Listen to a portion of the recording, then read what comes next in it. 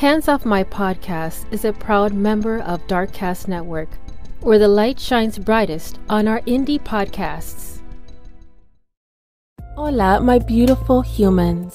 This is Jasmine Castillo. And this is MW. Bringing awareness of murdered and missing Indigenous women, girls, two-spirits, the LGBTQ community, Asian American, Native Hawaiian, Pacific Islander, Black Indigenous people of color. These are their stories. So, welcome to Hands Off My Podcast.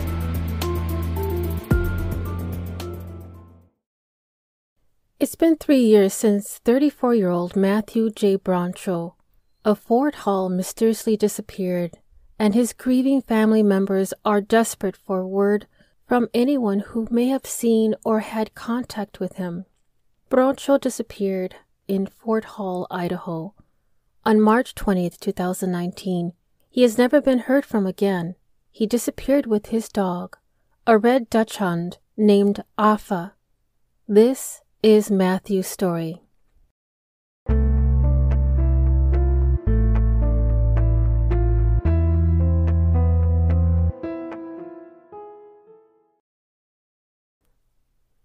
Matthew's story hits on a huge, sensitive subject and something that hasn't been spoken of or about. Matthew and his family are from the Shoshone-Bannock tribe, and this is a case about missing and murdered Indigenous men and boys. Here's a little bit of history in regards to the Shoshone-Bannock tribe. From the Shoshone-Bannock tribe website, the Shoshone-Bannock tribe of Fort Worth are composed of the eastern and western bands of the northern Shoshone and the Bannock, or northern Paiute bands. Ancestral lands of both tribes occupied vast regions of land encompassing present-day Idaho, Oregon, Nevada, Utah, Wyoming, Montana, and Canada. Today, the Indigenous community has over 5,900 tribal members. The tribes are culturally related, and though both descend from Numic family of the Ute Aztecan linguistic class, are dialectically separate. When the northern Paiutes left the Nevada and Utah regions for southern Idaho in the 1600s, they began to travel with the Shoshones in pursuit of buffalo. They became known as the Bannocks. In previous episodes, I've stressed that there has been many treaties created and broken, and what it should have been respected word for word. Here's a piece of the treaty. This signed Fort Bridger was on July 3rd of 1868. That was between the United States and the Shoshone-Bannock tribe. From this day forward, peace between the parties to this treaty shall forever continue.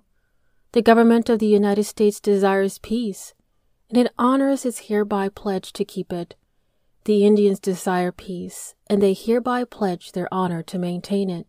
If bad men among the whites, or among other people subject to the authority of the United States, shall commit any wrong upon the person or property of the Indians, the United States will, upon proof made to the agent and forwarded to the Commissioner of Indian Affairs at Washington City, proceed at once to cause the offender to be arrested and punished according to the laws of the United States, and also reimburse the injured person for the loss sustained.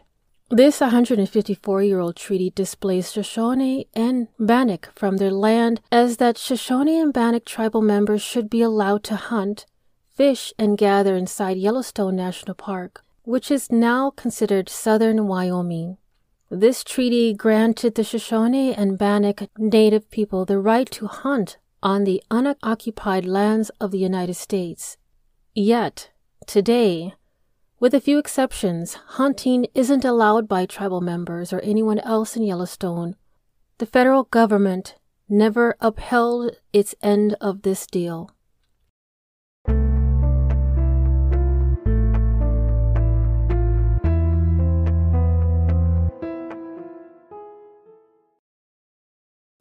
Cynthia Metz, his mother, describes Matthew as a quiet and thoughtful person.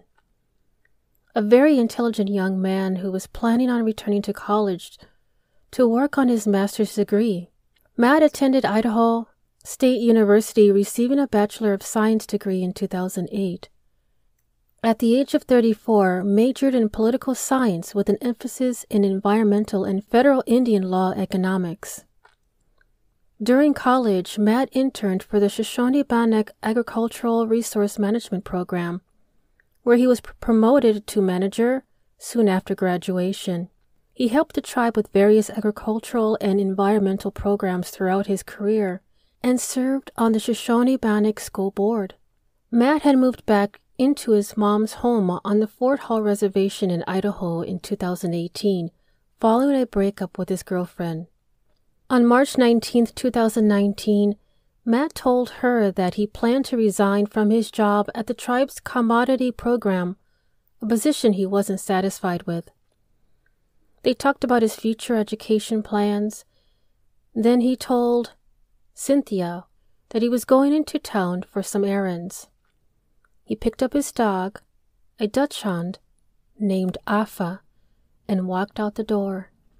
Matthew's father, Jim Broncho, believes he may have been depressed because of a series of personal problems, and no one in the family has any idea that he had in mind when he left, or even that he planned to leave. To Cynthia, this was so unlike Matt to just up and leave without telling anybody. She even mentioned that he had his truck serviced and had a new battery put in just recently. Cynthia and Jimmy are not the only Shoshone-Bannock tribal members coping with the loss of a lost loved one. Jimmy estimates there are around 5 or 6 unsolved cases of missing and murdered people in the Fort Hall Reservation alone, with the most recent one being a woman found dead of undetermined causes last spring of 2021. One of the people that I had found that had at least some information on them missing or murdered Indigenous persons. One of the longest missing persons is Webster George of Blackfoot. He was reported missing September 1st of 1982, and his body still hasn't been found. Yet he was declared deceased in 2018. Lionel Hudi Bokibro died on January 11, 2016. His family said his death was determined to be a homicide, but there has been no arrests or convictions in tribal or federal court, and the U.S. Attorney's Office has done nothing on the case. Austin Forrest Bevel. He was a firefighter and a competitive Native American dancer. Bevel's mother recalls dropping him off at a home in Fort Hall where he had been hired to cut firewood on February 3, 2018. Within hours, he was murdered. Yet just recently in 2021, 3 persons had been connected to his murder and had been charged with the crime. If you want to learn more information about these persons that are missing and murdered Indigenous from the Fort Hall Reservation location, I will have the link in the show notes. And even though I had named off a few, there is probably more, much more. As I mentioned before, Matthew was working at the Shoshone-Bannock Tribe's Commodities Department, but he was terminated on March 18th, which was 2 days before he disappeared. Yet on March 20th, he informed his mother that he planned on turning in his resignation from the commodities program. She last seen him at the home of 172 North Rio Vista Road. He was wearing a gray Nike pullover, blue jeans, and black Under Armour running shoes, a black Raiders baseball cap, and a gold-rimmed Ray-Ban aviator sunglasses. He drove off with his faithful companion dog, a 3-year-old red Dachshund named Afa. On the same day, he made a bank transaction, withdrawing $250. There were receipts in a vehicle to show he expended the amount withdrawn on that day. The transactions he made that day gave no indication that he had planned on leaving home for an extended length of time. On March 22nd, with no word from Matthew, Cynthia called Matt's dad, Jimmy, and asked if he had seen Matt. He hadn't. Jimmy, in a state of panic, started calling Utah hospitals and police departments. His mother became extremely concerned and was able to locate his cell phone via GPS. She was able to locate the 2011 Toyota Tacoma pickup about 8 p.m. that day. It had been parked on Interstate 84, exit 7 off-ramp at Snowville, Utah. This is 95 miles south of Fort Hall. It's about a 2-hour drive. When she arrived, the doors were closed and locked. Matt's phone and wallet were in the truck's center console, containing his driver's license, tribal ID, and bank cards. It looked like as if he had eaten a pizza for lunch, based on the pizza box and a Monster Energy drinks in the truck. The truck was taken to the nearest gas station, fueled up, and drove back to Fort Hall. Worried about where her son could be, Cynthia drove the truck, for she had spare key, around town to see if anyone had any information on Matthew's whereabouts. That evening, his mother asked the attendants at the 2 gas stations, 2 cafes, and a hotel if they had seen him. No one recognized him from her photos. No recall seeing him or his dog. When she inquired about a local law enforcement office, she was informed by a gas station attendant the nearest police department is in Brigham City, Utah, 50 miles away, and it takes the sheriff an hour to respond. During her search to locate Matt that evening, she did contact the Box Elder County Sheriff's Office. The dispatcher informed her that she would pass on the information to the deputy on duty, as they were out of another report of a missing Brigham City woman. A former employee of Shoshone-Bannock High School reported seeing Matthew at Lava Hot Springs the evening of March 20th. Also on March 21st, a woman gave a vague description of Matt, indicating she saw him walking his dog near the exit 7 ramp at 4 p.m., where the truck was located. When she arrived home in Fort Hall the next morning and Matt still wasn't there on March 23rd, his mother filed a missing persons report with the Fort Hall Police Department. The Fort Hall Police Department informed they would contact Box Elder County Sheriff's Office in Brigham City, Utah.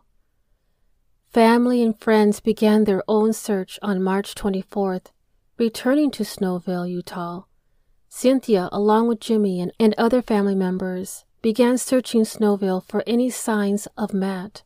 They walked through sagebrush, through mountains. It was a tough, cold, snowy, rainy day. On the evening of March 27th, Cynthia was contacted by an employee at the ranch house diner. She was informed that an individual found Matthew's dog on exit 5, 2 miles west of exit 7 in Snowville. This same employee also contacted the Box Elder County Sheriff's Office to inform where and when the dog was found. Cynthia said that the people that found the dog had a hard time catching her. Cynthia then contacted the Box Elder County Sheriff's Office and was notified that Box Elder County Search and Rescue would be out looking for Matt. The following day, family and friends also assisted in this search. For 2 days, an extensive search was initiated by Box Elder Search and Rescue, Shoshone-Bannock Tribe's Fish and Game Department, 50 family members and friends from Fort Hall, searching an 8-mile radius from the I-84 exit ramps where the pickup truck and his dog were found. Utah Search and Rescue and their dogs were utilized. Also, searchers on horseback and the Utah Sheriff's Office launched a drone to assist in the search. On March 29th, Matt's truck was retrieved at his residence by Fort Hall police detectives and stored at their facility until Box Elder County detectives in Brigham City were able to process the vehicle for the investigation. Cell phone data, fingerprints, and DNA results were pending. Box Elder County Sheriff Kevin Potter and his detectives have been following up on numerous reported sightings of Matthew, including going to Salt Lake City and showing his photograph around in the areas where homeless people are known to congregate. Family members have also traveled to Salt Lake and Boise areas. Following reported sightings, the outcome of those sightings have resulted in mistaken identity. Another detective from the Box Elder County Sheriff's Department may have been seen in the Salt Lake City area as security guards indicated they might have seen him.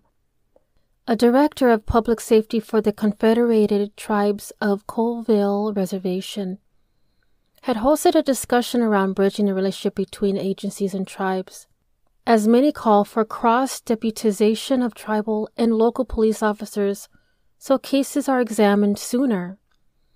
It has been a major issue and of extreme importance to Shoshone-Bannock tribal members. Cynthia has mentioned that there has been some jurisdiction issues since her son's disappearance. Even after these 3 years, Matt's parents are unsure where the investigation stands. His case has been passed through multiple detectives in both Fort Hall and Box Elder County.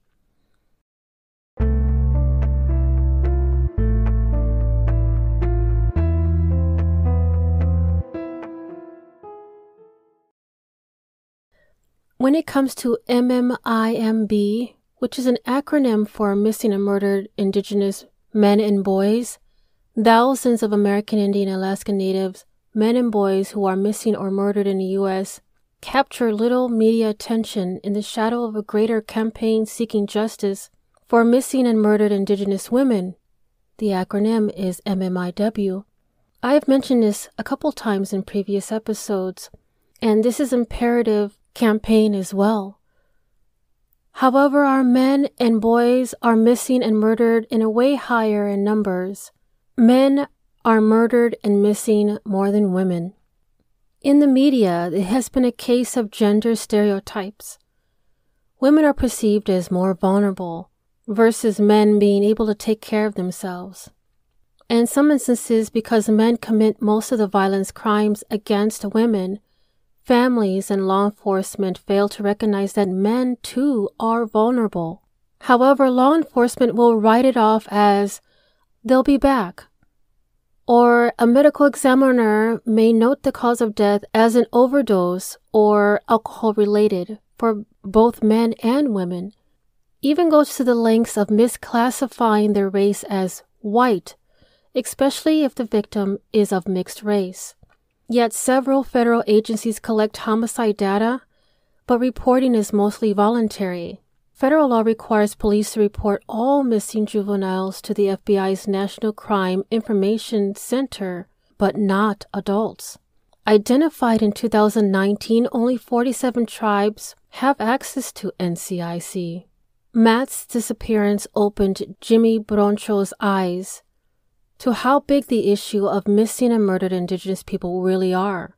The Bureau of Indian Affairs, BIA, estimates that there are about 4,200 cases that have gone unsolved. Native communities experience disproportionately high rates of assault, abduction, and murder, rates that advocates say that are tied to a quote-unquote legacy of generations of government policies of forced removal, land seizures, and violence inflicted on Native peoples, end quote, based on BIA's website. Thankfully, enough voices have been heard and have motioned to create a number of bills that have been introduced that would address these issues.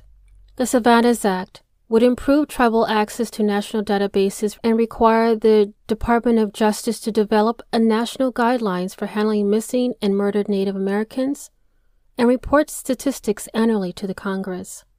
The Bridging Agency Data Gaps and Ensuring Safety, also called Badges, for Native Communities Act, would improve sharing of law enforcement agency data and boost officer recruitment and retention.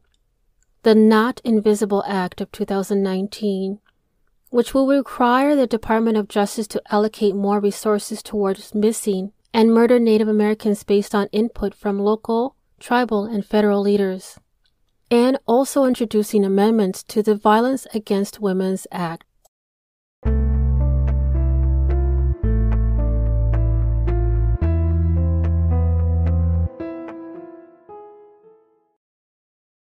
When Matt first disappeared, a local Fort Hall Missing and Murdered Indigenous Peoples MMIP group called Carrying the Message reached out to Cynthia.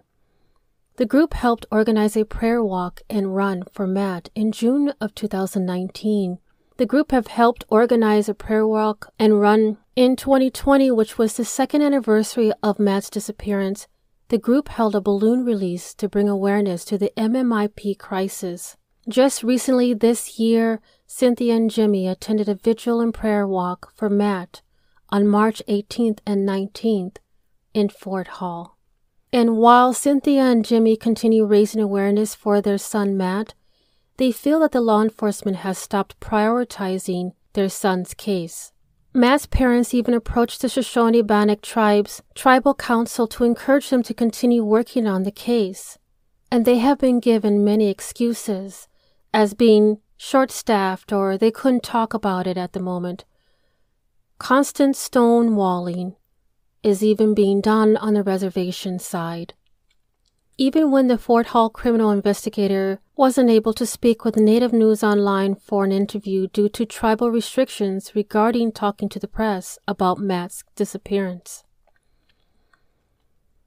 Cynthia and Jimmy still hope they will find their son. Matt's father is constantly praying in hopes that maybe they'll find an answer to where he is. Matthew J. Broncho is considered an endangered missing person. If anyone has any information on Matthew Broncho's whereabouts, contact Sheriff Kevin Potter or Detective Scot Lewis at the Box Elder County Sheriff's Office at 435-734-3881 or the Fort Hall Police Department at 208-478-4000. I will have all the information and resources in the show notes. Cynthia's advice to others with missing loved ones is, don't wait. When somebody disappears or you're missing somebody, you need to get that information out as soon as possible, she states. Get it out to the police department, get it out to the media, and start searching.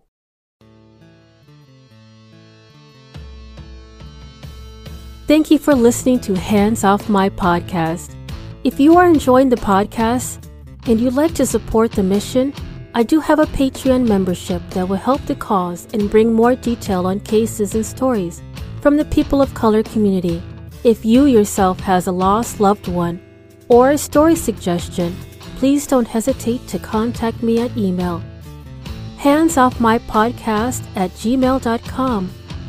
And if you are only able to support in another way, please give this podcast a 5-star rating on Apple or Spotify and continue to listen to upcoming episodes every Thursday, wherever you listen to your podcast. Dios te bendiga.